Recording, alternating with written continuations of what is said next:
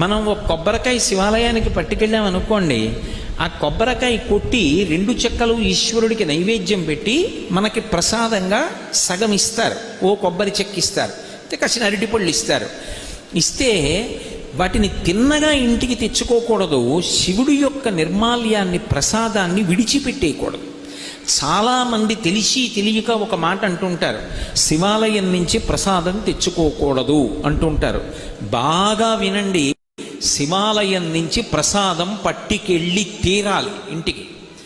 దాన్ని గోడ మీద పెట్టేయడం, నంది దగ్గర పెట్టేయడం, అటువంటి పిచ్చి పనులు చేయకూడదు. ప్రసాద తిరస్కారము బహుదోషము, ప్రసాదాన్ని తిరస్కరించకూడదు.